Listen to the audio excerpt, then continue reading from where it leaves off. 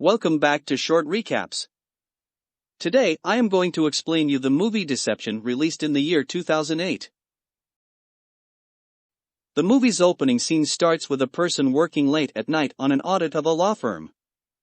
His name is timid Jonathan Macquarie. Jonathan is an accountant in Manhattan, and while working he is visited by a charismatic lawyer, whose name is Wyatt Bowes. Both talk for a while and become good friends. Wyatt discovers that Jonathan is always busy with work and struggling a bit to get a girlfriend. Taking the subway home, Jonathan has a brief encounter with a blonde woman. They both look at each other once and leave. After reaching home, he notices a pipe in his bedroom is leaking and leaving a stain. Jonathan and Wyatt become good friends and they decide to meet over coffee. They talk about random stuff and Wyatt appears to be in a bit of a hurry as he has business in London for the next few weeks.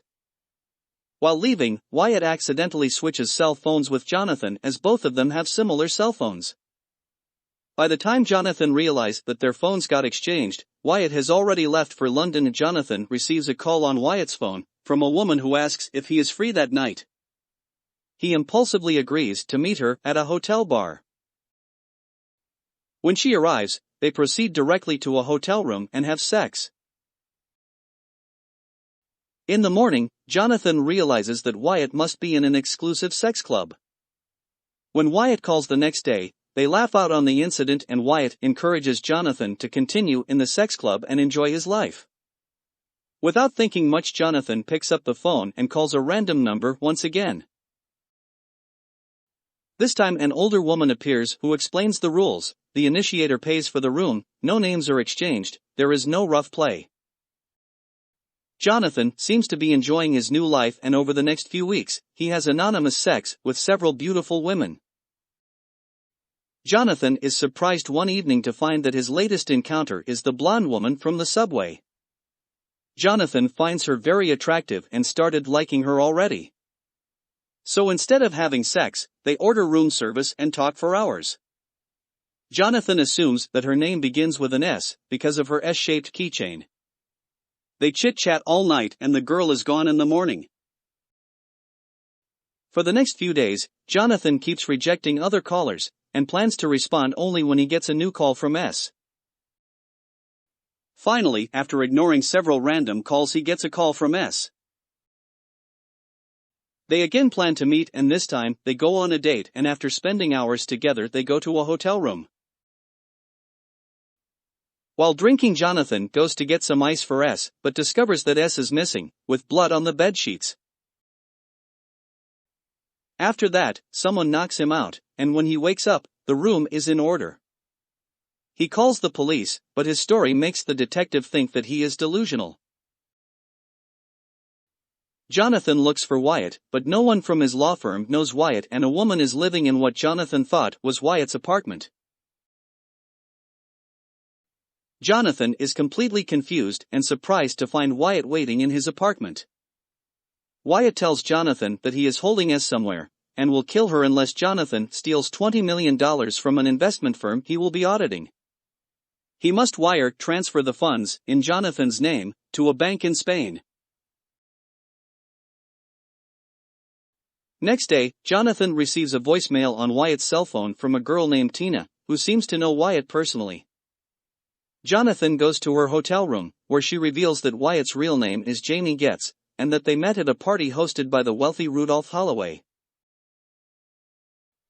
Jonathan tries to find some details about Getz and discovers that he is wanted for murdering Holloway.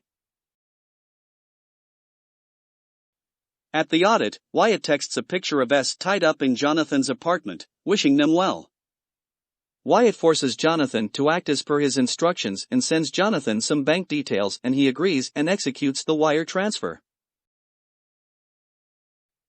Just as he arrives at his apartment, Jonathan notices that the picture was taken before the pipe started leaking. He realizes that S is Wyatt's accomplice, but his apartment suddenly explodes, witnessed by Wyatt from across the street. After a couple of days, Wyatt is seen traveling on a passport in Jonathan's name, and meets S in a hotel in Madrid. She is upset that Jonathan is dead, but he reminds her that her $1 million share is more than she ever made as a prostitute on the street. Wyatt then visits the bank and attempts to withdraw the funds. He discovers that the cosigner, Wyatt Bowes, must be present. Wyatt exits the bank to find Escon and Jonathan waiting. The apartment superintendent died in the explosion, entering the suite just moments before Jonathan arrived. Jonathan has procured a passport using Wyatt's name. He demands half of the $20 million. Leaving the bank, Jonathan offers Wyatt $5 million to tell him where S is. Wyatt agrees, then leads Jonathan to a quiet park and pulls a gun. Before he can shoot, Wyatt is shot by S. Jonathan is amazed to see S and he thinks that he can live a new life with Wyatt's name, so he pursues her, leaving a dead Wyatt and all the money behind near his dead body. She apologizes to him and leaves in a cab, in tears. The movie ends with Jonathan staying in Madrid, and one day, he and S spot each other across a plaza randomly. They exchange smiles, and he goes to her. That was all for the video. I hope you liked it. Subscribe for more content like this. Don't forget to hit the like button to support us. Also leave a comment down below if you want us to recap any of the movies you like or about your thoughts over this video. See you in the next video. Take care.